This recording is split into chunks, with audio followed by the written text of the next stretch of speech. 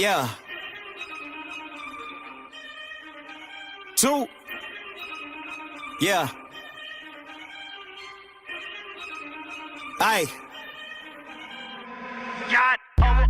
I'm jacking the beat, you calling the cops. The yapping is cheap, I call you the ops. The rapping is heating, it's all cause of pop. You get a leak for the ball, get a drop. Feel like I'm wrong when I double it back, cause I'm making it harder to catch that. But I covered the ticket, I call you to visit. You tipping and hit up the cash app. Baby girl, been around for it, yeah. In the old days, I was stuck in old ways. Never really trying to flip the old page. Young man tripping at an old age. Thinking I was flicking, had a low wage. Late the bro days, then a slow praise. Thinking it'd be different, it would gon' change. Then it really didn't, it's a cold game, yeah. Ay, all I really wanted was the money in the pocket. Got over money, but the money ain't a topic. Like Bill Doe and the money gotta stop it. Kid need food and the whip need juice. I'ma get these views when the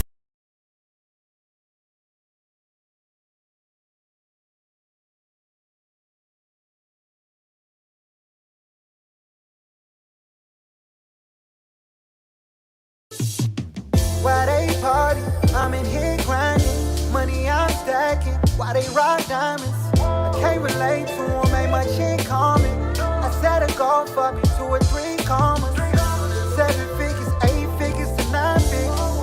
On a slow pace to get rich quick. Same time we just think different. Cause when you make it, it hit different.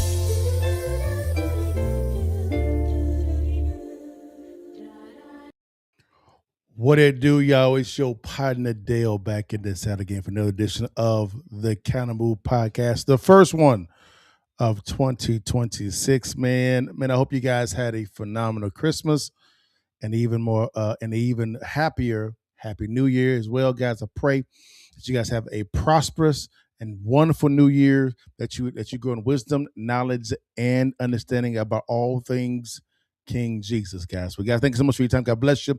Hey, if you guys do me a favor, like, share, and subscribe, guys. And if there's a little bell there, click on that thing so when your partner becomes live, you can come see and hear this sultry voice. You hear that thing, baby. Take the picture for your mom and them. All right, guys. Let's dive into this thing real quickly, guys. Hey, guys, this has been a very eventful first week of January. Let's go through our topics today, guys. Number one, we're going to talk about the California 5% billionaire wealth tax. Guys, this is not the first time this has been done. I'm going to go over 2 or 3 additional times before this has been done. And what really the Democrats are planning to do moving forward on a federal standpoint, guys. It is insane. Number 2, Nicolás Maduro, the former president of Venezuela. My man was detained. He was detained and captured by the U.S. These Bamas literally went into Venezuela in the deep of night and got this man, guys. I'm gonna talk about that all things behind that as well, also. And then lastly, we're gonna talk about Trump's Venezuela strategy. What really is it? I've been told it's oil, it's the minerals. What is his ultimate goal here? I think it's going to surprise you. And lastly, with all this new information, we're going to talk about what's the counter move for you guys. All right, guys. But let's dive into this first topic, guys. Man, hey, we got to talk about the money, guys. Man, hey, is that the right one? Hold on, make sure I got the right. Yeah. Yo, California is targeting billionaires. Right, literally they are with this proposed 5% of unrealized gains billionaire tax, right? I talked about this last week for a little bit. We're going to dive a little bit more deeper here, guys, and let you know this is not the first times that progressives in these progressive states have proposed a unrealized gains type of tax, guys, all right? So what is unrealized gains? Before we dive into this thing, I'll let you know what it is. Unrealized gains is this here. It is a paper gain. For hypothetically, for example, if you buy a stock for $50,000, it increases over time to $100,000. It's a $50,000 delta or spread or profit on paper there. Well, this 5% unrealized gains tax wants to tax you on that paper gain of 5%. Right? I'm sorry. Forgive me. I'm wrong. My bad, y'all. It's the full $100,000. because it is the new value of the asset on paper. So I was wrong. It's not the delta, it's the full $100,000 in that scenario. I understand in the law they have a I guess a valuation cap, but I'm telling you how that's a smoke screen as well, guys. So get your pens, paper out for this, guys. Let's visit this, guys. We're gonna talk about. We're gonna look at this has been done before a couple of times. Okay, guys. Let's dive into this thing. Here we go. Here is trusted California, man. They never let us down. Here they go. Let's dive into this thing real quick. Come on, here we go. Let's dive into it real fast. This is California and the so-called wealth tax. Let's get into this thing. Here we go. Welcome back. In California, a proposed ballot measure that would tax the wealthiest people in that state sparked some pretty intense backlash from a place that is rich in cash. We're talking about Silicon Valley. Supporters say the policy could generate billions of dollars and make up for an anticipated budget shortfall in the California healthcare system. However, big tech leaders and now watch this. They are trying to raise taxes on this unrealized gains because of the state's mismanagement of their funds. That's why they have a deficit. So their solution is to tax you more. You mean the billionaires. Now, they're going to try to target the billionaires, but I'm going to let you know, really, the billionaires they're not the target. It's the middle and the poor class. Don't believe me? Watch. Let's get to it. Billionaires slammed the proposal, arguing it will drive entrepreneurs to just leave California. That's correct. So let's talk about it live to CBS News senior business and technology correspondent Joe Ling Kent. Okay, Joe Ling, they're not getting into our pockets, but is it as easy as this to summarize that this is about taxing the rich in Silicon Valley? Reed, this is a really fundamental question of how to solve a problem here in California when it comes to healthcare and affordable healthcare. And this is if there are enough signatures and this does become a ballot initiative come November, this is driven by a union that is trying to make up what they call a gap in healthcare coverage and costs in the state of California. And the way it would work is California residents worth more than $1 billion would be taxed 5% of their assets would be taxed at a rate of 5%. And that could either be paid one time or it could be paid over 5 years. And it would retroactively, if passed, apply starting January 1st, which is in a couple of days. So the idea here is, you guys see that, guys? Up to 5% of the total assets of the California billionaires. So they want to literally know how much, let's say, hypothetically, a Jeff Bezos is worth. Because a lot of theirs is tied to businesses, the stock market, things of that nature. So it fluctuates. It goes up and down, depending on the market, right? So they want to understand. They want to know how much are you really worth, which ain't none of their damn business, but it is what it is. That's what they're saying. And once they know that number, they now know what they're working with. Now they want to begin at a 5% tax. Notice I said begin. I don't say begin. It's number two. Those with $20 billion plus in asset face a one-time $1 billion tax. So they're saying, hey, if you are worth over 20 billion, forget other percentages, because why? That's too low. We want to go ahead and get you at the $1 billion mark. Off the riff. All right. Number three, tax revenues would be used for health care, food aid, and educational programs, which have deficits in all three of those areas, I believe. So because the state mismanaged their funds, they believe they have a right to tax billionaires, right, at a certain percentage or dollar amount because they mismanaged. And then they blame their mismanagement on the billionaires. They're not paying their fair share. You see how this BS works? Let's keep going. The reaction has been very strong and very controversial. If this goes through, the question among the analysts and the experts and the sources I've been talking to, is it worth it to do this, to have billionaires who may or may not actually leave the state of California? Or is it worth it as in, this is something that some folks believe, billionaires should pay more taxes. And so it's a debate that has really sparked some, Twitter wars, Reed. Well, hold Right, on, right. hold on 1 second. I always hear them saying the billionaires got to pay their fair share. What's the number? Give us a number. You say they're not paying their fair share. You never know. You never tell us the number at all. So what's the damn number? Give us the number. What's enough? 5, 10, 20%? How much are they paying right now? You never tell us that. I know the number. We know the number, but you never tell us. Why? This is bullshit.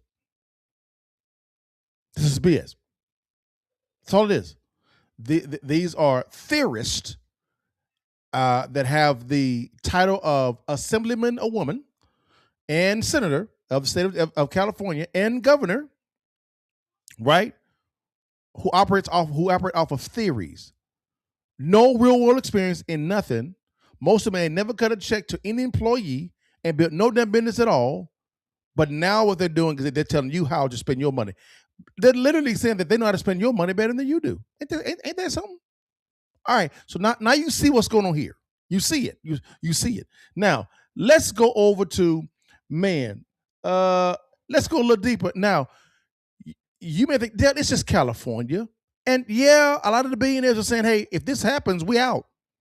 5,000. Your boy Elon Musk, he gone. Right? I think Peter Thiel talking about he leaving. Silicon Valley is saying, no, player, we out. This happened, we are out. Because why? This is theft. They are stealing money from people.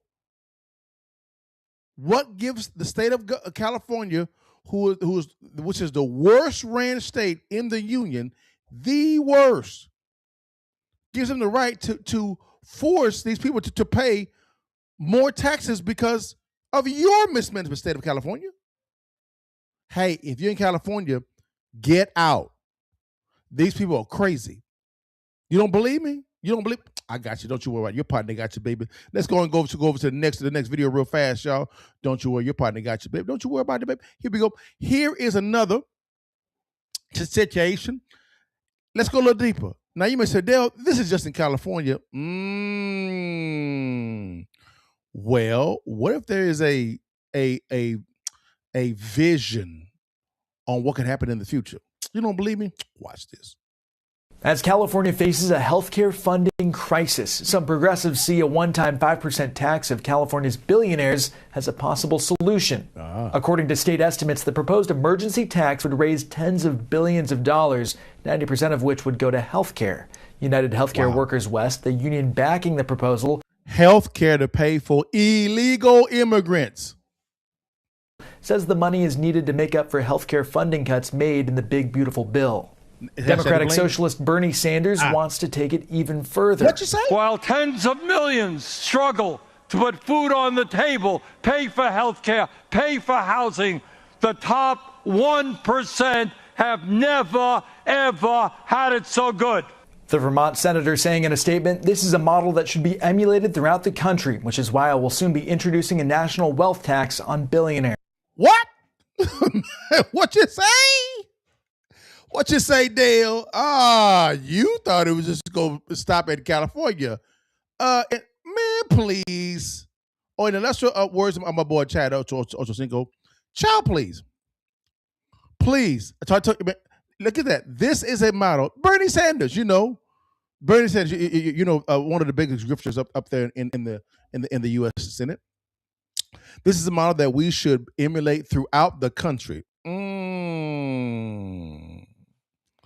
Which is why I will soon be introducing a national wealth tax on billionaires. What you say, Chuck? These progressives seems to think that they can actually spend your money better than you.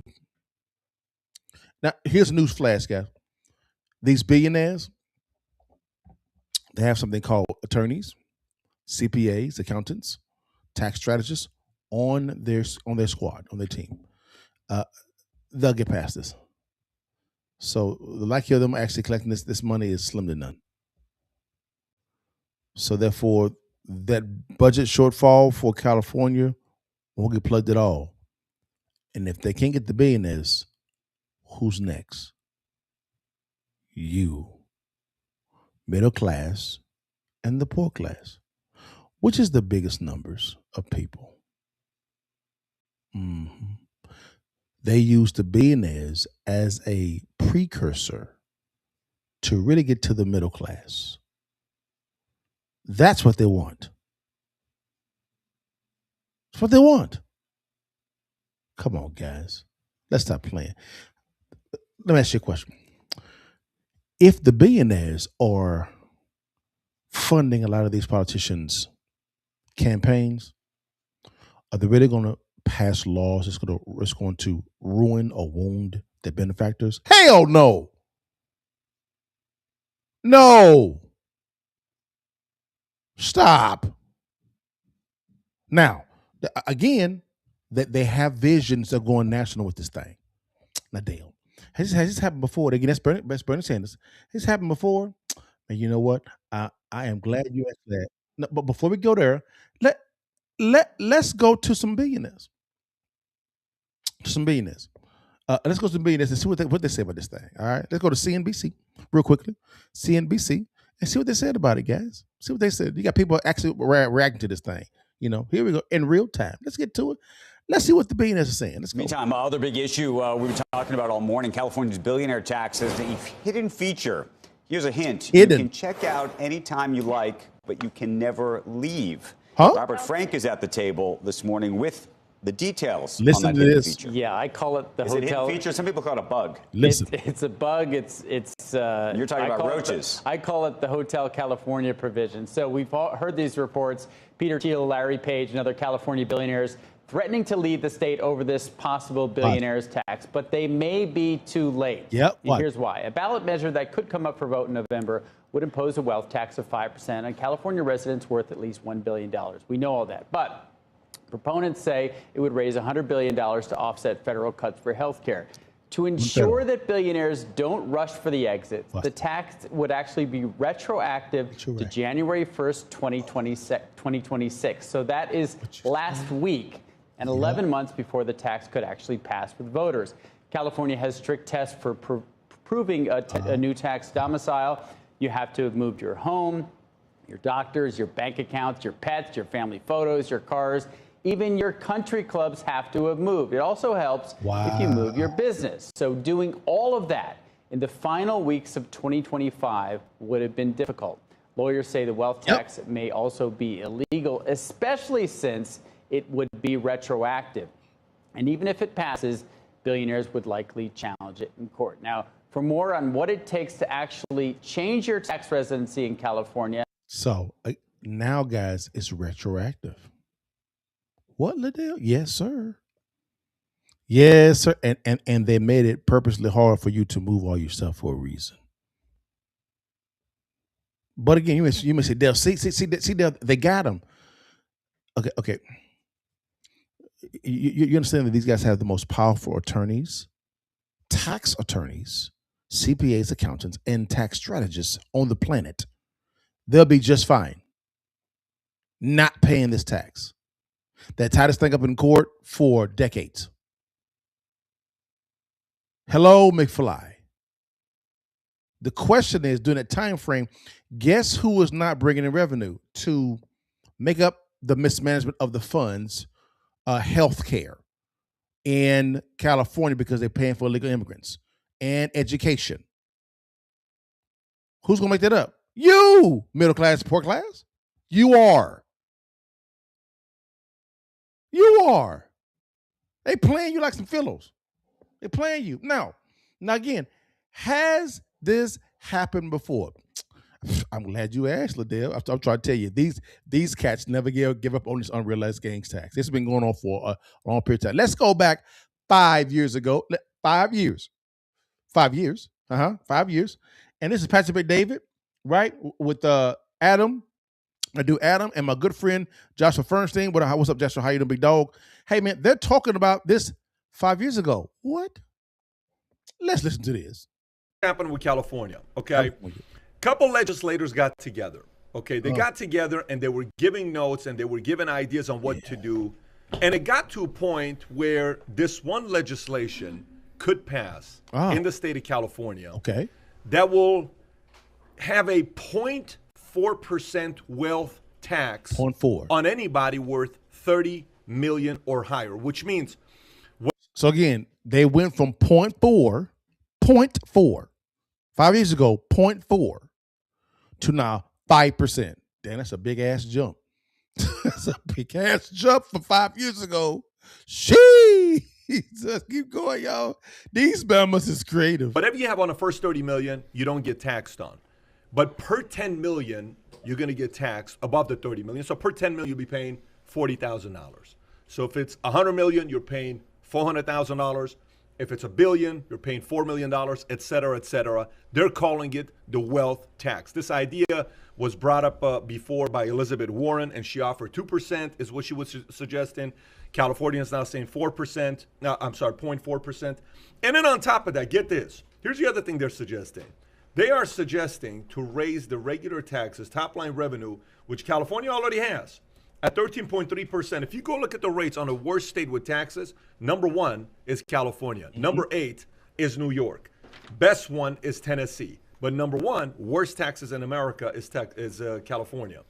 So 0.4%, they're saying it'll generate them an additional $7.5 billion a year in this fund. And then on top of that is 30,400 people in California that are going to be hit by this, because there's only 30,400 people that are worth 30 million plus. So a lot of people are going to be like, I don't care if you pass this tax. I'm for it. There's nothing wrong with that. And on top of that, the additional taxes, they want to raise it from 13.3%, which is the top line taxes for state in California, to 16.8%. Having said that, you had a couple comments to make. So that was 5 years ago. And notice the same name, wealth tax. 5 years ago. Hey, that's 5 years ago. He didn't come up again. I'm glad you actually asked. It actually did. And I actually did a video. I did a whole podcast on the Cannibal podcast on this. What you say, Dale? What you say? Yeah. Hold on, y'all. Let's get to it, y'all. Let's get to it. Old man, Danny Bongino. My man's in there. You know my man's in them. Danny B. What's up, baby? Good to see you, Danny B. My man's in them. Can I make it bigger for the folk in the back? Can I make it bigger for the folk in the back row? No, I can't make it bigger, y'all. California right now to tax. Hold on. Yeah. Let's go back. Can I make it bigger? No, I can't. It is what it is. All right, y'all. Here. Oh no, is that better? That's not better at all. Hold on, y'all. Let me get it right. There we go. All right. Here is the California wealth tax. All right, guys. This was 3 years ago.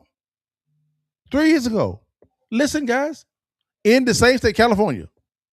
You on your wealth. Oh, damn, we have wealth taxes now. No, we don't. We have income taxes. Exactly. You are not taxed every year based on your wealth. Yeah. Let me give you an example. You've got an art collection. Do you get a bill every year for the value of your art? You don't.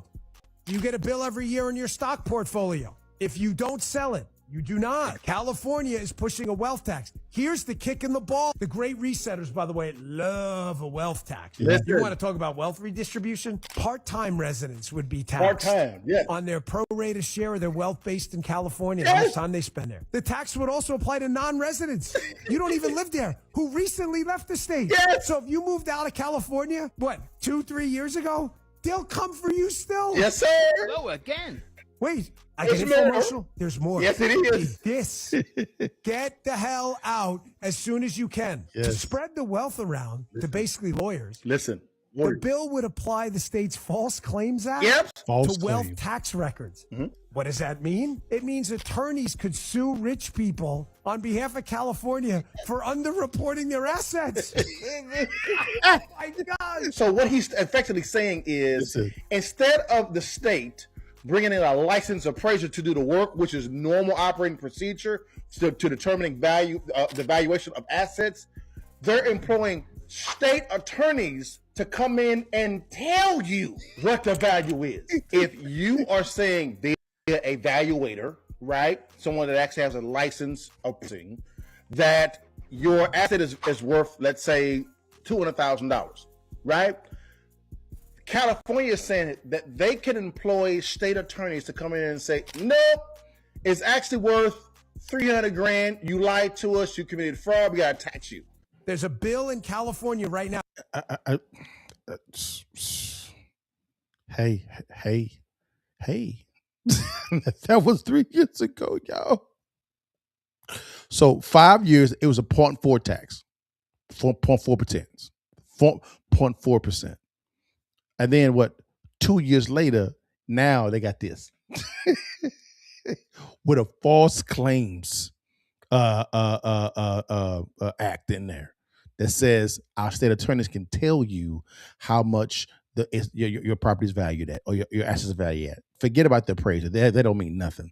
Our state attorneys can come in and tell you what the value is, what we think it's going to be. So the appraisal value may be 400,000. They'll say, nope, pledge 500,000. You lied to us. You committed fraud. You got to pay taxes on 500,000 because someone said it was that.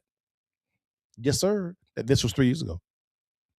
Did anything else happen? I'm glad you actually asked. Yeah, there was another state, y'all, that actually came into this. Another state, y'all. Another state.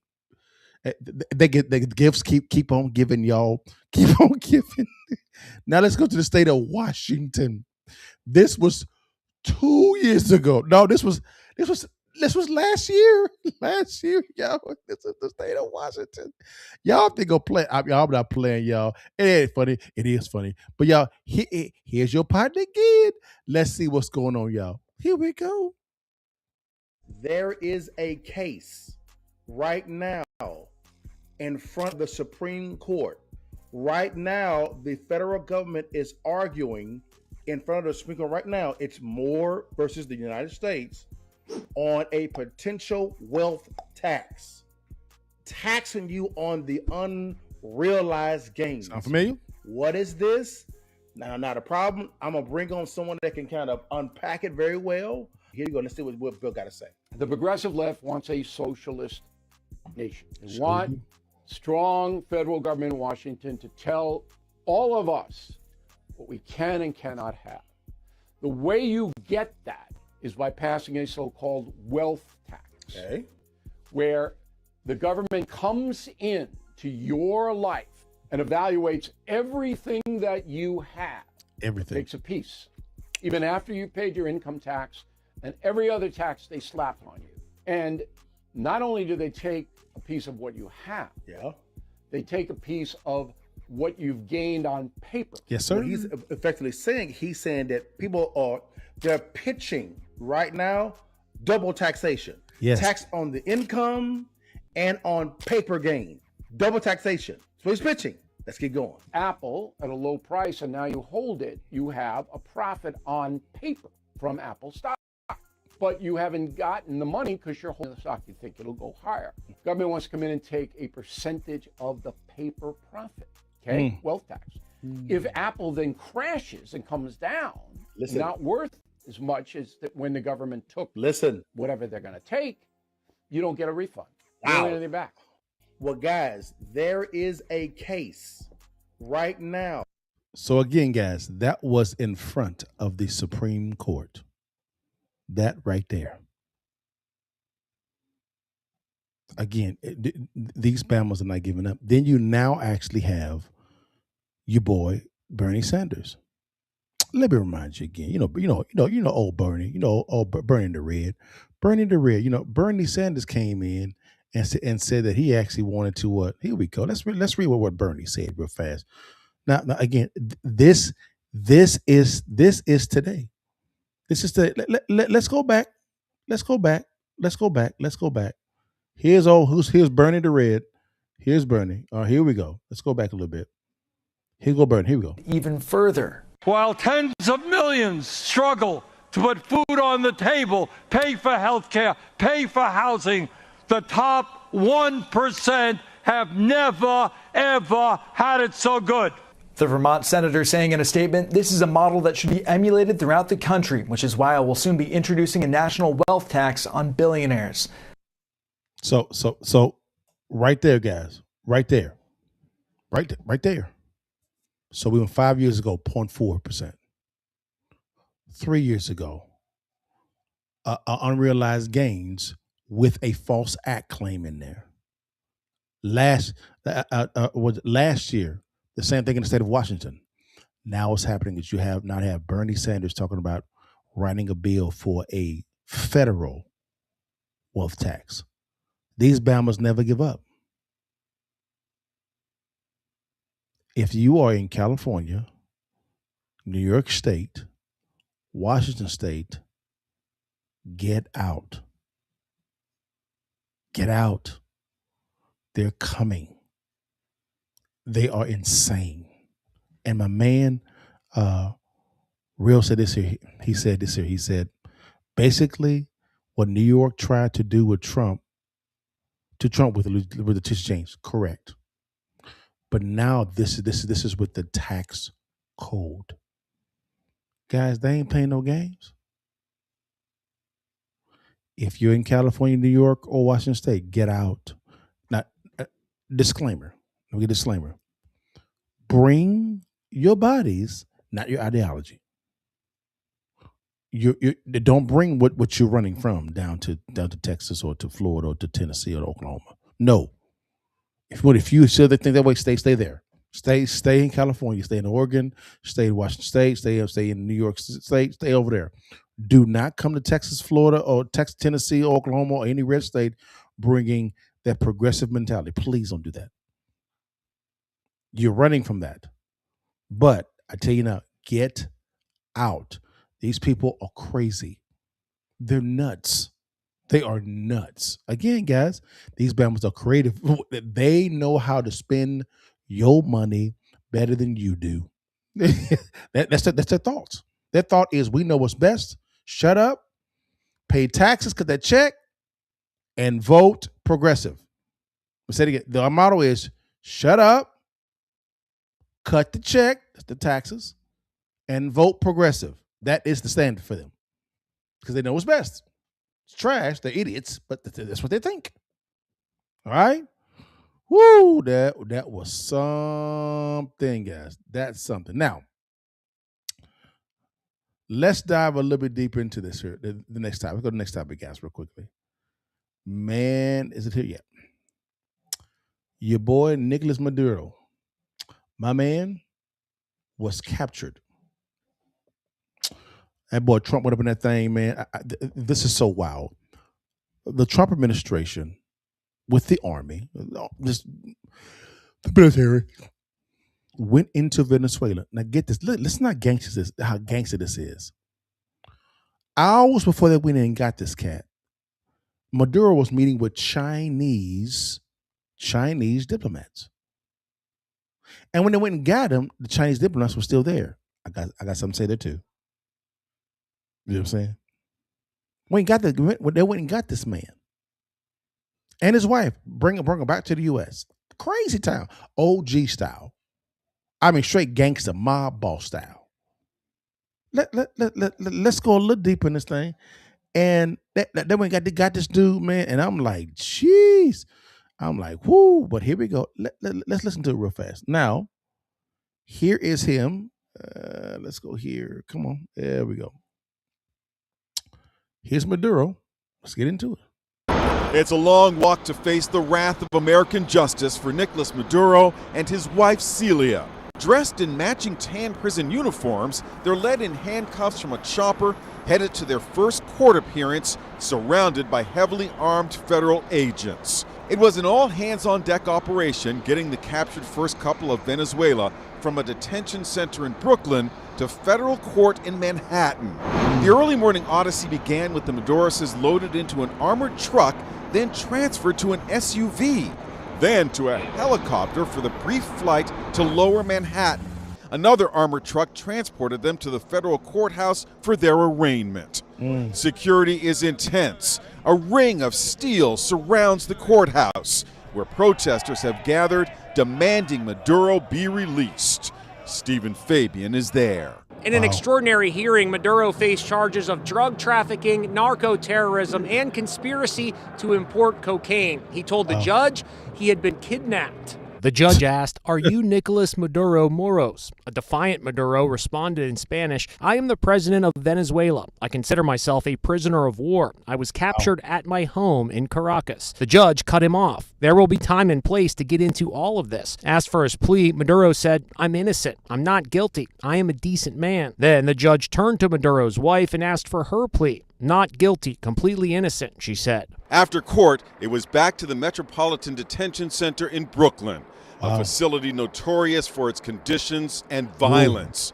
It's known as hell on earth and home, if you can call it that, to many accused high-profile detainees. So who else is in there? Luigi Mangione, accused killer of the United Healthcare CEO. He's on the 4th floor, while Maduro and his wife Celia are reportedly on the 9th floor in an isolation wing. Sean P. Diddy Combs was also held here during his trial last year. Ghislaine Maxwell was an inmate here, as was the singer R. Kelly. Larry Levine did time at the Metropolitan Detention Center. He's now a prison consultant. What are the conditions like inside? He's living on a mattress on a concrete slab. The toilet is a steel combination toilet, no moving parts. He probably is not getting any sleep because they're leaving the lights on 24/7. It's probably very cold in there because they run the air conditioning 24/7. Eyebrows were raised when President Trump denigrated opposition leader Maria Corina Machado, who seems like the obvious choice to replace Maduro. After all, she won the Nobel Peace Prize. I think it would be very tough for her to be the leader. She doesn't have the support within or the respect within the country. She's a very nice woman, but she doesn't have the respect. But according to the Washington Post, Trump is upset that she didn't turn down the prize and give it to him. If she had turned it down and said, I can't accept it because it's Donald Trump's, she'd be the president of Venezuela today. So who's next in the president's crosshairs? Colombia, Cuba, or Greenland? This map, posted by top Trump aide Stephen Miller's wife Katie, shows Greenland covered in a U.S. flag with the caption, soon. We need Greenland. So again, guys, that is so these Bamas, they went up into Venezuela and got that Bama doc hours after he was meeting with the Chinese diplomats. Now get this, guys. I gotta ask the question. Now, I noticed something real quickly when they went and got him. Notice that when they went and got him, there was no wounded soldier, no wounded U.S. soldier. Not one. I don't think there was a gun. I don't think there was a gunshot fired. I may be wrong. As far as when they went and got him, not when they bombed. When they went and got him. And the Chinese were still there in the country when they went and got him. I think it's safe to conclude that some folk knew it was going down. Deals were made. People's mouths were shut. There was a bounty on this man's head that Biden put in. I think it was $25 million, I believe. So there was some money to be made for turning him in. Oh yeah, folk knew what they were doing. I believe they did. 1,000%. I believe they did.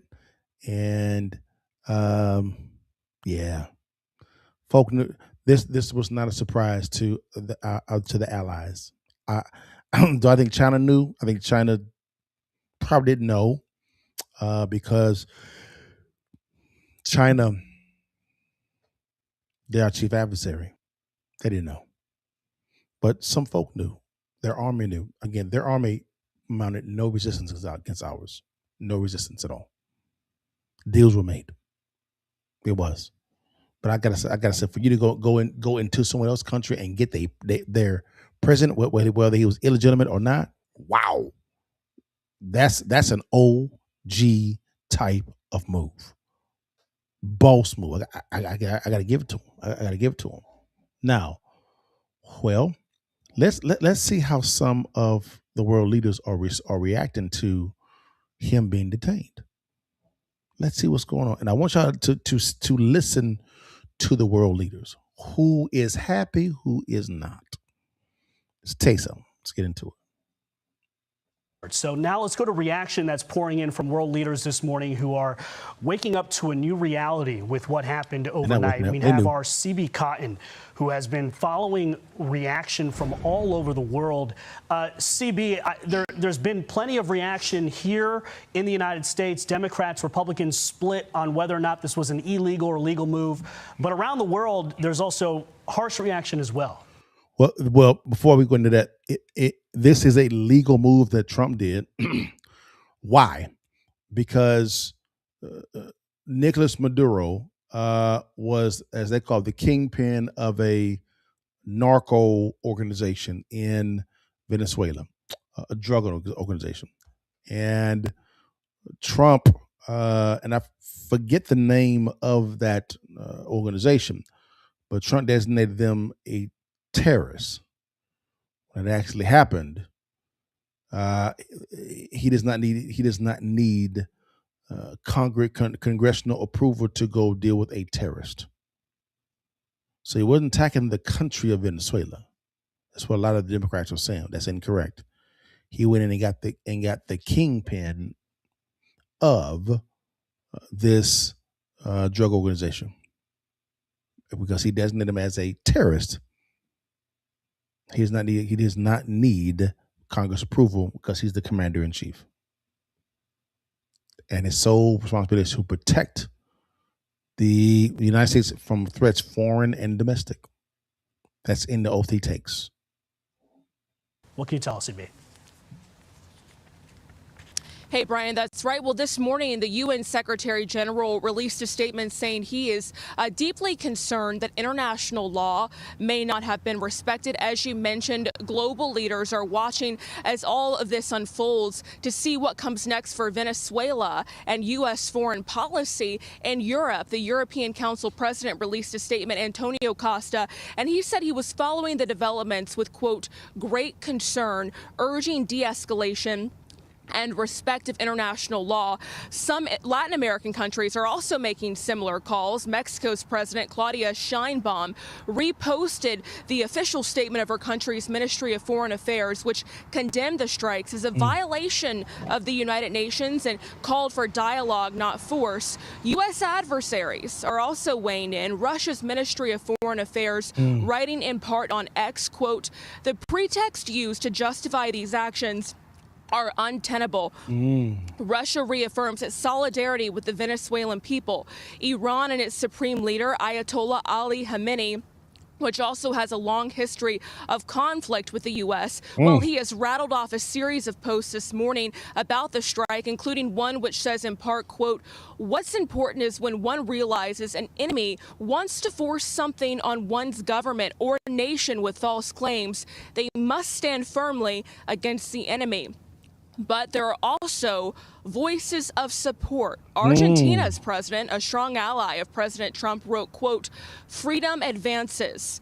Long live freedom. And in the UK, reform leader and staunch Trump ally Nigel Farage, he questioned the legality of the attack, but said it may lead to a favorable outcome. Interesting. UK Prime Minister Keir Starmer had more a reserved take, saying he wanted to make it clear that the UK was not involved in these strikes, and he believes everyone should uphold international law. He also added that he wants to speak to President Trump and other UK allies. Brian, we're going to monitor it. Back to you. No doubt. U.S. Ambassador to the United Nations, Michael Waltz, just putting on X, this is not regime change. This is justice. Maduro was indicted, illegitimate dictator that led a declared narco-terrorism organization responsible for killing American citizens. All eyes will be on New York City this upcoming week, as well as Caracas, Venezuela. CB Cotton, thank you from the United States. So again, guys, as you guys can see, is they are saying this is not a regime change.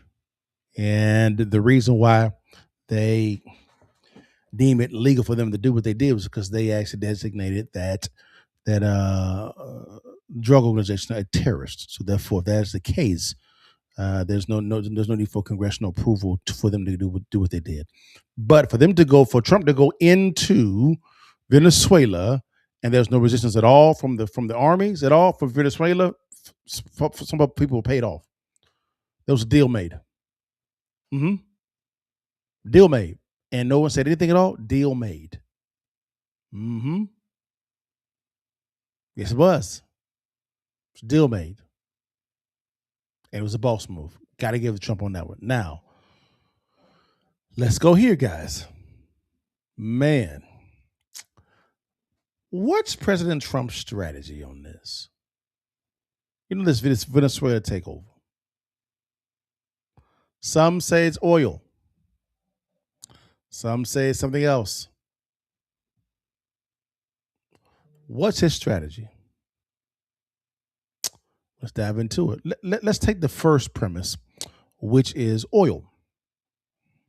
A lot of people said it's because of the oil, and that may be the case. Maybe the case. Let's bring in someone that I respect that could reason real quick on this one. Our boys PBD and them talking about this, man. Let's dive into this and see what they say about this. Let's go. President Trump comes out and says that the U.S., Rob, do you have this story? I think you got a video on this one as well, if I'm not mistaken. President Trump comes out and says Venezuela to give up 50 million barrels of oil to the U.S. I am pleased to announce that the interim authorities in Venezuela will be turning over around 30 to 50 million barrels of quality sanctioned oil to the U.S. This oil will be sold at its market price, and the money will be controlled by me as the president of the United States of America to ensure it is used to benefit the people of Venezuela and the U.S. I asked Energy Secretary Chris Wright to execute this plan immediately. It will be taken by storage ships and brought directly to unloading docks in the U.S. Wow. Thank you for your attention to this matter. He's such an interesting guy. Savage, bro. Thank you for your attention to this matter. We just got 50 million barrels, folks. And Trump in a social media post, it will take the U.S. crude oil, crude futures fell 1.3% to 56.39 per barrel on the heels of Trump's announcement. The announcement came 3 days after U.S. captured Maduro. Wall Street Journal reported Tuesday that Trump plans to meet with representatives from the major oil companies, Chevron, ConocoPhillips, ExxonMobil, along with other domestic producers at the White House on Friday to discuss making significant investments in Venezuela oil sector. Now watch this. Here's what's interesting. While this is going on, China's like, wait a minute, that's ours. Whoa. That's not yours. Here's the Ministry of Foreign Affairs from China giving their message. Go ahead, Rob.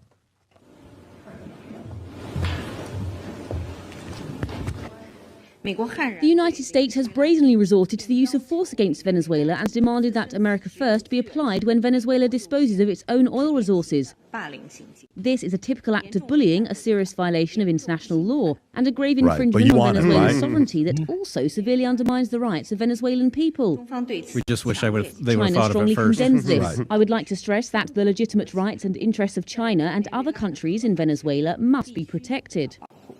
The United States has long imposed illegal unilateral sanctions on Venezuela's oil sector and has recently brazenly used force against Venezuela, dealing a severe blow to the country's economic and social order and also threatening the stability of global production and supply chains. China has already issued strong condemnation in this regard. I would like to reiterate that cooperation between China and Venezuela is a cooperation between sovereign states and is protected by international law and laws of both countries. For sure. Tom, how do you feel about this? So notice how China is upset about this for a reason. And they came out, which I'm not surprised, condemning the actions of the United States. Notice they didn't say anything about them attacking while their constituents were there, or their diplomats were there. That was none of their concern. It was about the oil. Why were they so concerned about the oil? Why? What deal was Maduro doing with China? And how they were so focused on the oil and most likely other natural resources, because China desperately needs the oil, right?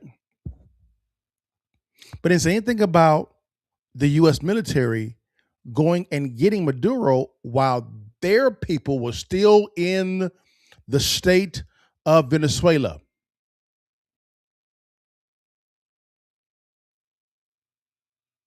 Why? And there's something?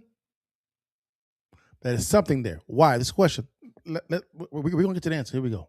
Oh, first of all, who is she from? She was from the Ministry of Foreign Affairs, and I thought the Ministry of Foreign Affairs was something that involved Eric Swalwell. Says we'll pass on that. Second, here's something fun facts. Fun facts. Ready for numbers scream? The total output right now during the naval semi-blockade from Venezuela is 600,000 barrels a day. That is the output right now. The nominal output when they were under this over the last couple of years, when they've got electricity shortages and all the things that the problems they had in their economy, was 800,000 to 900,000 barrels a day.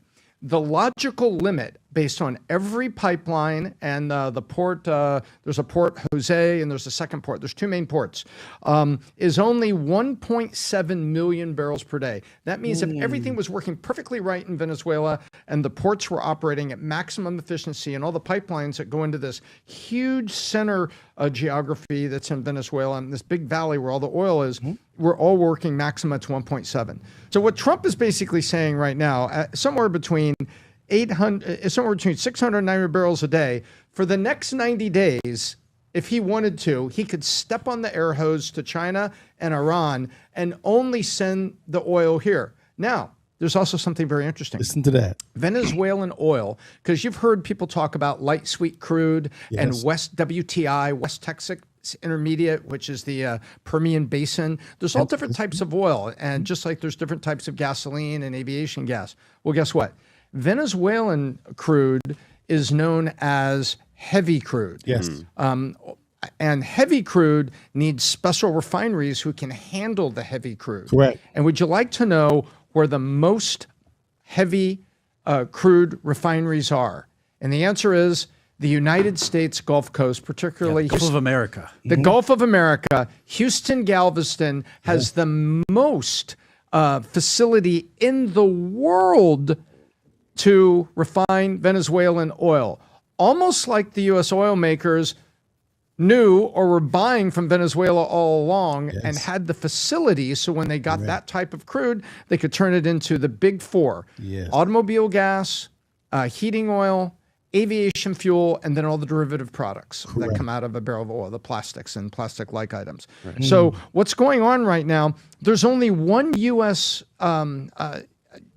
Oil company operating at speed, and that's Chevron, and they're getting about 250 million barrels a day. Yes. So guess what? So if he's going to have a meeting in the White House, really, he's really asking Chevron, are you going to put up more money for infrastructure, number one, because they want to move that well beyond 1.7 million barrels a day. They want to get up to 2.5, 3 million barrels a day. That's going to take pipelines, and that's also, I won't get into technology of it, but Venezuela pumps most of their oil cold, meaning they don't put steam or other things into the ground to pull it out. Like what they do, like for the oil sands in Alberta and the shale that's in North Dakota. They use a lot of heat to go down there, loosen up the oil so it can pull it up. So what the president is basically saying here is like, you know what, China, you were skimming out the back door a couple 100,000 barrels a day, and they needed it. So Trump's going to put a stop to that. So China is going to have not have access to that. Move. Yes. That's the power move. What a move. And then never mind Iran, what's going on over there. And now he's wants to take it, but he wants to pay the people. He wants Chevron to pay the people of Venezuela. He wants to get up to 2.5, 3 million barrels a day, but he wants the people of Venezuela to be paid for it. You know why that's good? Every time we try to rebuild the country, who pays for it? We do. We do. Yep. We gave all those contracts to Halliburton when we were rebuilding the Middle East after the wars, right? Well, guess what? They came out of American taxpayers. Well, now this is, hey, we have regime change. We have some government we like. There's going to be some bumps in the road. This is all going to go there. And we want their country to get the money for their oil so they could rebuild themselves. Now, sure, there'll probably be a lot of American contractors down there who won't get paid to do it, but it'll be money that comes that way. And that is the story of Venezuelan oil. How much? Wow. Brilliant breakdown by Tom. Tom, as always, killed that thing. I love the move that he talked about when it came to the oil and how, and with China and Iran as well, but really China, because China is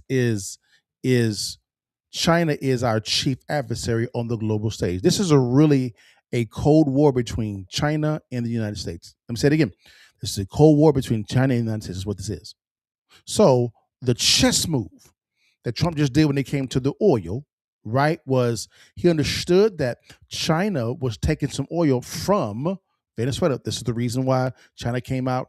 We saw that up front, their finance minister, the foreign minister, talking about condemning that, because this move that Trump did in Venezuela cut China off from the barrels that they were taking on the back end. Now that comes back over to the U.S. The U.S. can divvy it up to Venezuela or anyone they want that can sell it if they want to, right? So he cut a serious need off that China actually had, as well as Iran. Now remember, China is in the eastern part of the globe. We're in the western part of the globe. So China had been making for a long period of time a lot of movement right over to this side. Right over to this side, which is the Western Hemisphere. Trump saw that and made a move this way. That's what he did. That's just for the oil. That ain't it. Again, this is chess, not checkers. Past presidents, like I'm gonna say it, Carter, Reagan to some extent, but he was a little better. Bush 1, Clinton, Bush 2, Obama, Biden were playing chess. I'm sorry, checkers. Trump is playing chess. He's playing chess. There is a regime change happening, but it's not a regime change that you're thinking about in Venezuela. This regime change is on the global stage.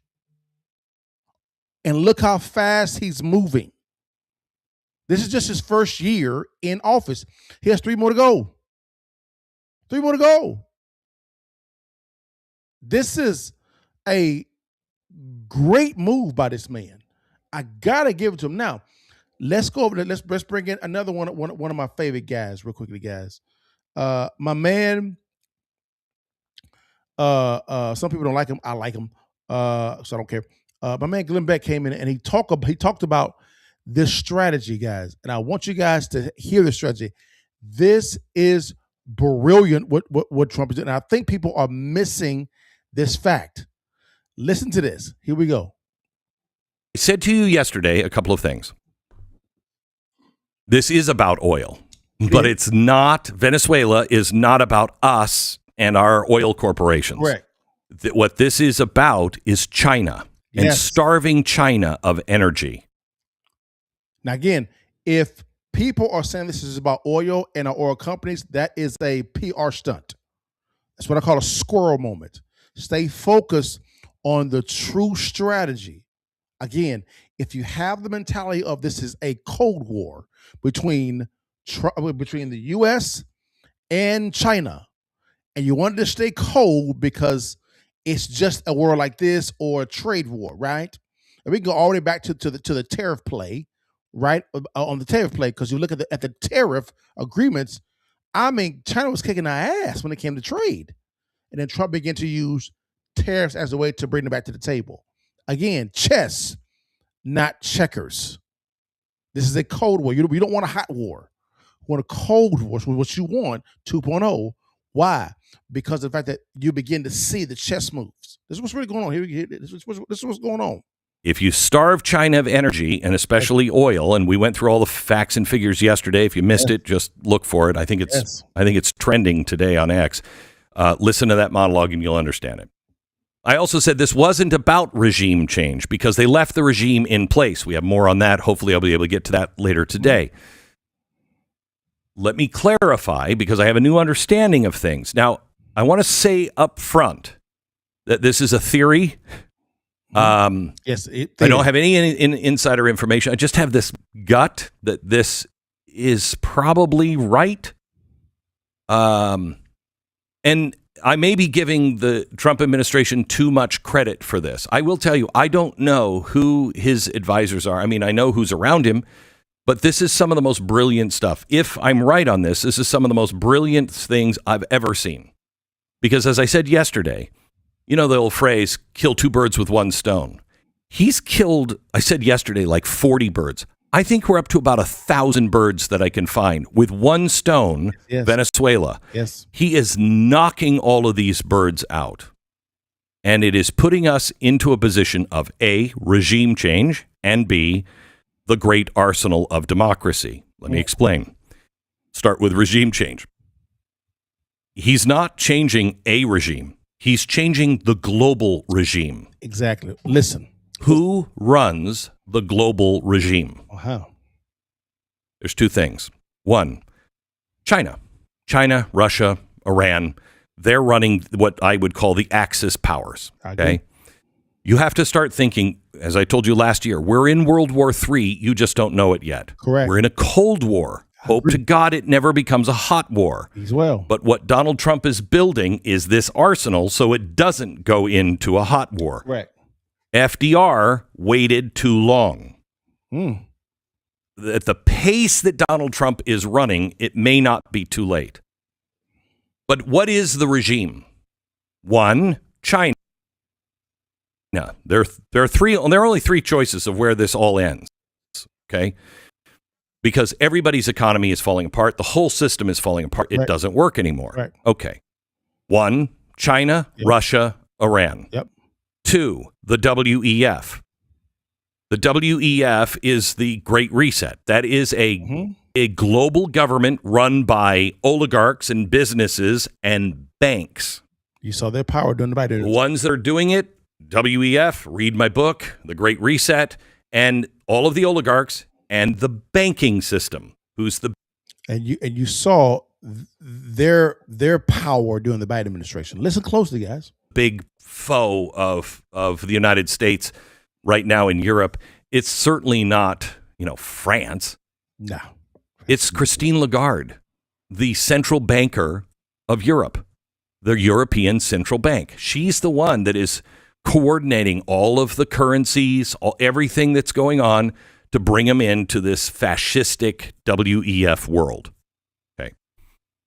So those are your two choices. Donald Trump has come up with another choice, and that is America First, which is bucking the entire system. It's saying we're not going to go with the WEF. We're not going to be run by corporations and a bunch of faceless people and all these oligarchs. No. And we're not going to be run by the Chinese. Correct. And we're not going to go that road. We believe in America and the American system. That's the regime change. He's overthrowing what the Western world was doing, the WEF, the Great Reset.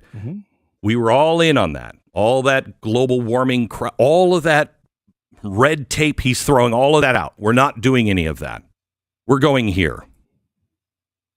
I believe Donald Trump has given up on Europe. It's over.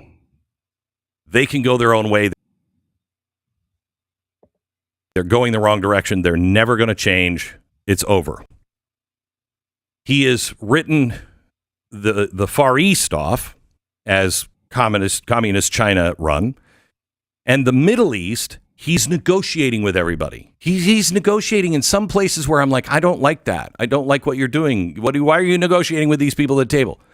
Because he's trying to build the arsenal of the West. He's taking our foes and trying to make them as much of allies, kind of like what we did with Stalin. Bring them in enough so they don't fall on the other side. Okay? Now, let me tell you how I got here. Marco Rubio said the other day, we're going after the cartels and the oligarchs. And how I heard that was, we're going after the cartels. I'm out. And I didn't even pay attention to the second half of that sentence. I paid attention to the cartels. Okay? If I'm a cartel, and this is the way our American president and the whole global system has always played this.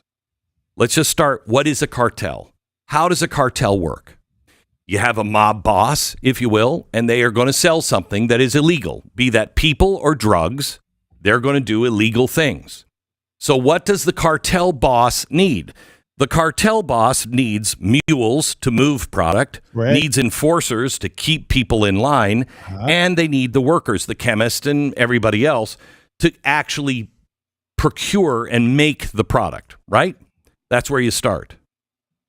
To keep that going, however, as you grow, you also need the cops, the judges, and the politicians. You got to have them in your pocket. Otherwise, they'll shut you down.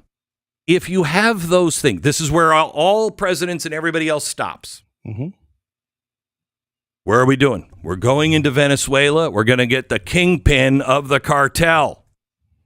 We're going to go in and we're going to get Maduro. He's the kingpin of the cartel. True. Absolutely true. And we're going to send a message to the other politicians and the judges and the cops and the other cartels. We're watching you. But what happens? Once America stops watching it, it just grows again, right? Now, he goes on for a little bit long, guys. But I love Glenn Beck, what he was talking about there. Guys, what's going on here is, in my opinion, is very simple.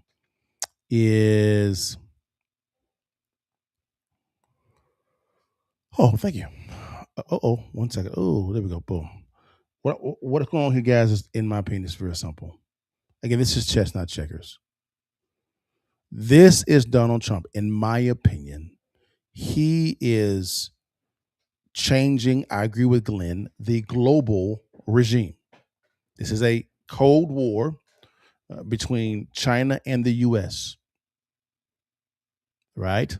And China's way of fighting this war in the past, again, Cold War, was buying off a lot of political power here. Politicians. This is what they were looking to do. So much so, one of their finance guys came out on video, and I found that, and I looked it up, and I played it again. I think I played it on one of my past podcasts. Them actually talk about bragging about buying off politicians in the U.S. Trump saw this. The one thing about Trump is what kind of qualified him a little bit, in my opinion, to be able to be the president without being a senator or congressman, thing of that nature, is he had already done business on a global stage. Big business. You're talking about billions of dollars worth of business. He's already interacted with heads of states, had discussions with them, negotiated deals with those countries. He was very presidential as far as function while he was running the Trump organization. Very simple to do. Building golf courses in Scotland and other places as well. He knew what he was doing. He knew how to talk to people. So he got to interact with those world leaders and feel them out and see what's going on. So he knew who his audience was. As in his second term, I believe he began to see how the world was actually ran, right? And he got back to the businessman of Trump, which is what making deals, right? He's a very transactional guy. He's not very emotional. He's very transactional, spreadsheet oriented. That's Trump, in my opinion. And for him, it's how can I deal with my chief adversary, China, in a way to where it's not confrontational, to where there's armies involved. It's more strategic from an economic standpoint, this standpoint. First move, in my opinion, was the Genius Act, which was the stable coins. Trump saw within Biden's administration, China was deriving a system to bypass the SWIFT system. The SWIFT system is what the U.S. would use to sanction other countries. Well, China hated that, so they began to draft or to construct a new system that would bypass that. I did a podcast on that one as well. Look it up, guys, on my YouTube or other platforms. You'll see it. I did a whole podcast on it. Pretty brilliant. It is functional, but it's not fully functional. Trump saw that. Now, why would Trump want to pivot over to a cryptocurrency? Simple. Well, number one, crypto when it comes to crypto transactions, 95% of all cryptocurrency transactions are conducted by the US dollar. Number two, Trump understood that the dollar was losing its value, right, because of the overprinting, inflation. So this is when you brought in, and he shakes hands with modern monetary theory, that it's going to move the U.S. debt over to crypto, to a digital base. Now, how do we know this? Well, Russia, their minister came out and said that this is what they were going to do. I did a podcast on that too. Go look it up. And there's a video of the Russian finance minister talking about this on camera. And he blatantly said the U.S. is going to inflate their debt away by moving the money, the debt from what it is now to a digital base. Now, if all of the cryptocurrency transactions, or 95% of them, are done in the U.S. dollar, he has to, by doing the Genius Act, he has created a digital Fort Knox. A digital petrodollar, I would say, digital petrodollar. Because everyone's got to move over to a digital space in the first place. All countries are. Because all countries owe other countries. And countries were not wanting to buy U.S. debt. But now you got to buy it in the first place, because why? You are operating with cryptocurrency.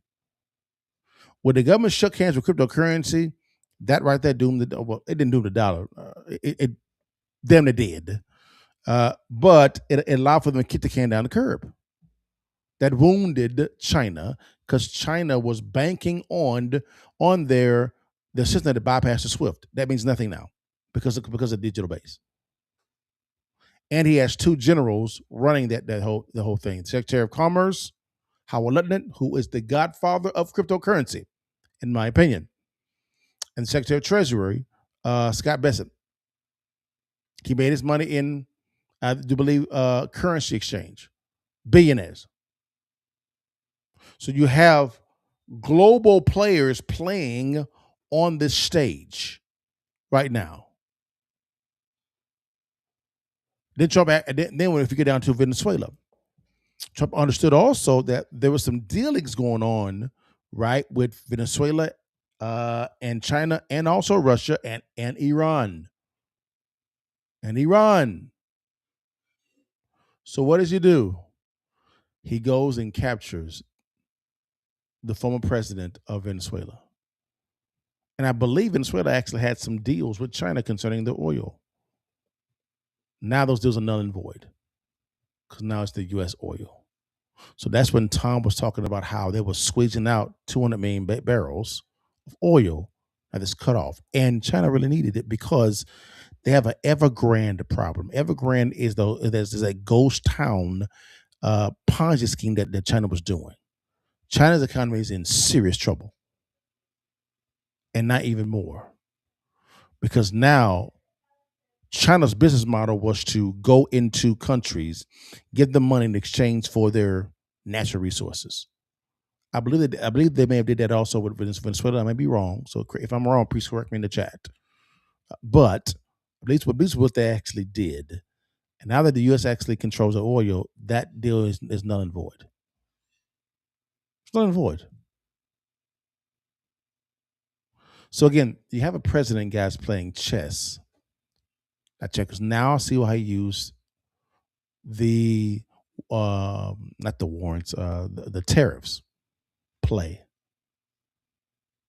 It's to force them back to the table to renegotiate these bad deals that imbalanced America's power on the global stage.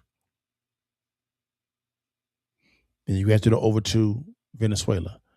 I tell you this right now, a lot of our adversaries are kind of crapping in their pants right now because they never expected a president of the United States to do this. They never did. Now they're dealing with somebody that in their mind is unpredictable. And that's the exact same way Trump wants it. So, again, chess, not checkers. Trump is playing chess. Our previous presidents played checkers. This is the reason why we got those bad ass trade deals, which Trump was trying to, is attempting to right now to rework those deals using the tool of the tariff. High level, sophisticated finance, high level. And Trump really didn't care what you think about him. He didn't. Now, do I think this is a good strategy? In my opinion, I from a strategy standpoint for the U.S., yes. Would I went to a country and got the former president? No. I don't know about that one. But still, this was a phenomenal move by him. I mean, what a move. So how does this help you out? Well, I do believe gas will go down even more with the new oil that we now own and control. Also, Venezuela also has a lot of natural resources. I think silver and gold, a lot of, and they have a lot of natural resources.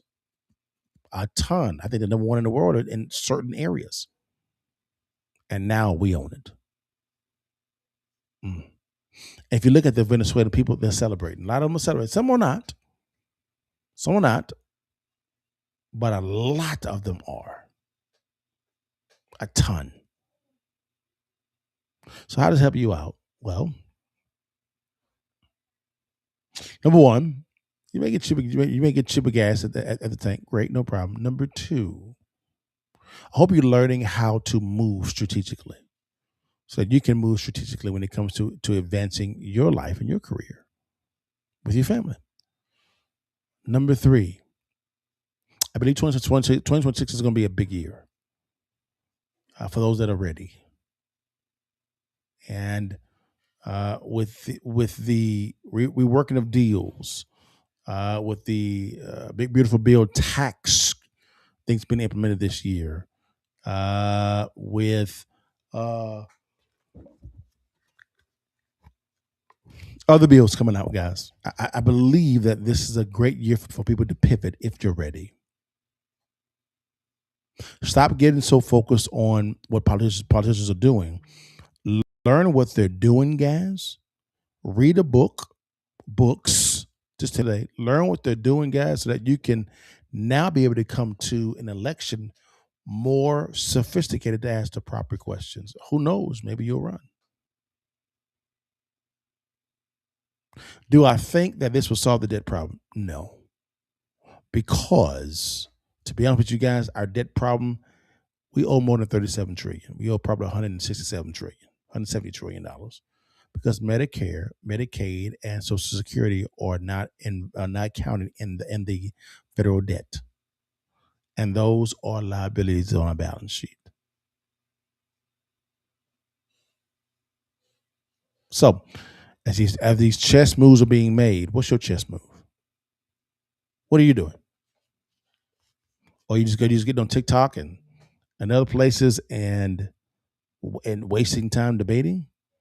Or are you in the lab cooking, playing something?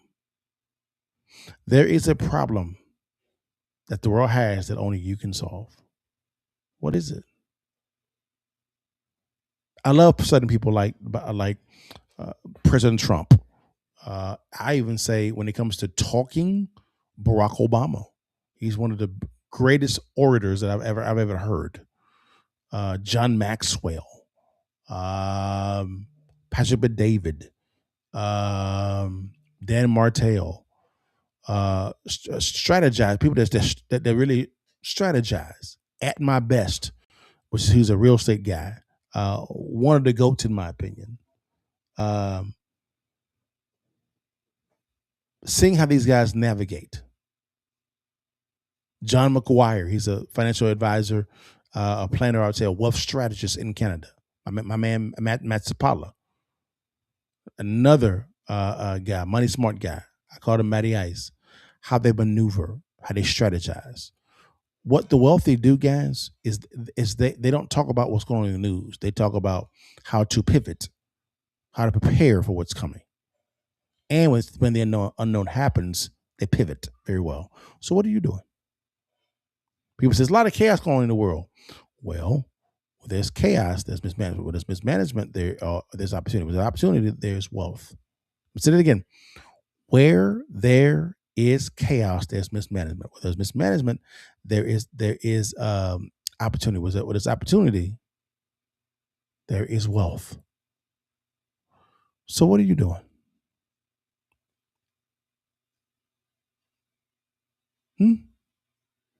What are you doing?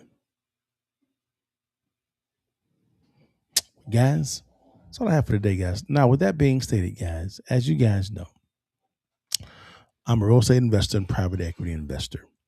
By God's grace, I own some real estate nationwide. And I have a lot of discussions talking about how can I begin to amass wealth in real estate? Great question. This is what I would say in response to that question. Learn how to locate distressed properties that you can buy below wholesale. You make money when you buy, not when you sell. If you buy right, you can print money. Be your own bank type of money. Print your own money if you buy right. Learn the skill or the skills of locating distressed properties. I'm talking about apartment complexes, commercial buildings, and residential properties. All right. Now, I am giving away this free book. It's called Distressed Property Investing. It is completely free. Don't want nothing from you at all, guys. How do you get access to it, guys? Simple. Scan the QR code is on the screen. DM me the word real estate as well also, or in the show notes below. You click on the link. It take you right to a little survey. Got a little survey there, guys, and go and download it right on the spot. Free. 100% free. All right? Free.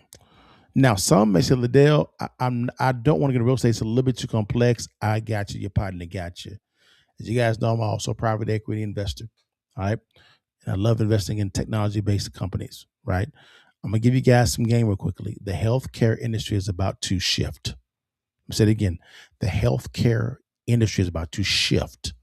People are looking to where they can save money in their healthcare cost.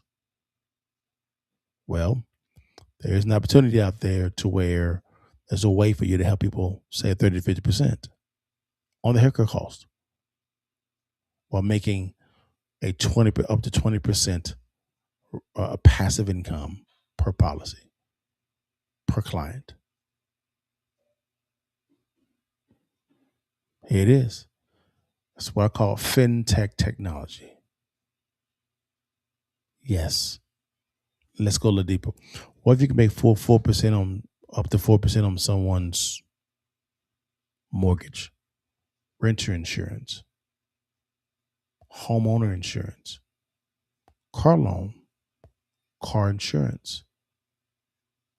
Should I keep going? Electricity, natural gas. Should I keep going? There's a fintech model that allows for you to partner with those big brand companies with the right business model and assist them in bringing consumers to them while you build a side hustle through the business model of a fintech platform. It's here. Wouldn't it be cool to go after Aetna, Blue Cross Blue Shield? Because I can tell you right now, most people I talk to, when it comes to health insurance, healthcare costs, they can't stand their insurance. So why not be the solution for them? Why not? Right? Again, guys, if you want to know a little bit more about this, I got you. Don't worry about it at all. All right?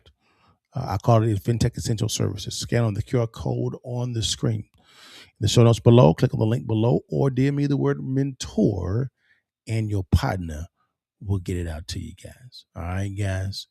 And lastly, if you're wanting to holler at your partner about anything, life, wisdom, marriage, business, how to scale your business, how to raise capital for real estate, how to buy real estate, how to invest in your first business, how to buy business, don't worry about it at all. You can find your partner on a app called Connect, guys. You can direct message me, and I'm the one responding. Have a video call with me, and you'll be talking with me. I can respond to you via the video. I can respond via text messages, guys. It is me responding, not a bot. It's me responding. How do you get access to that, guys? Ask me any questions. Scan the QR code on the screen or below in the show notes, guys. Click on that link as well. Also, and ask me anything you want to ask. And I hope I give you back value when you and I actually exchange, guys. You'll be alarmed at what questions that I actually get. And people actually pitch businesses to me too. Who knows? I may invest in one. And maybe yours. All right. Now, lastly, guys, every single Friday, Cliff and I, is my party, we do something called Real Estate Friday Live, right? Every Friday at 5 p.m. we talk about all things real estate. Here's a little bit of a sample of what we talk about. Here we go.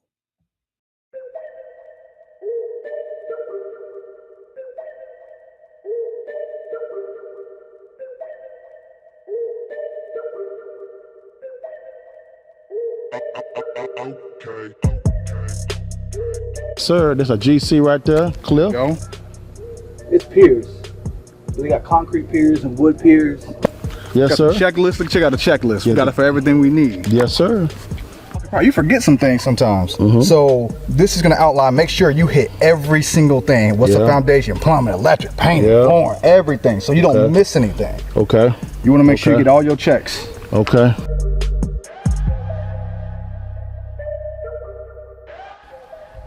I want to introduce you guys to Cliff Hunter.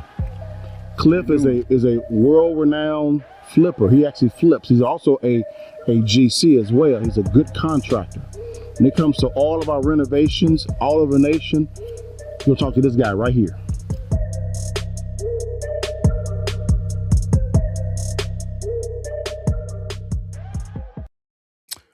Guys, that is Cliff Hunter. He's a licensed appraiser as well, also an investor. Guys, every Friday at 5 p.m. CST on all platforms, including this one that you watch me on. We do something called Real Estate Friday Live. We have renamed it. We call it the Investor's Edge, guys. We got new logos, new everything, guys. We got a surprise coming to you guys this way that's going to basically turn a novice investor into a seasoned investor with your phone. We coming. We coming, y'all. But yeah, guys, every Friday at 5 p.m. comes CST. Come kick with your partner as well, guys. And Cliff and I, we're gonna talk about all things real estate. We're gonna go a little bit deeper tomorrow. We're gonna be talking about how Trump's decision to try to ban institutional investors, BlackRock, Vanguard, State Street, from buying residential homes. And it's not what you think it's going to be. We're going to talk about that thing, guys. But, guys, again, see you guys tomorrow, guys, at 5 p.m. Well, guys, that's all I have for today, guys. Thanks so much for your time. I know this one went a little bit longer. It is what it is, but I wanted to get it in with you and give you my thoughts on this about strategy. Here's my saying, guys. We pray, right? We plan, and then we win. We got some merch coming, guys, for your mama and them, guys. We're going to talk about that. We pray, we plan, and we win. But guys, God bless you. See you next time. You know how to end it every time. Before you leave, while you can, baby.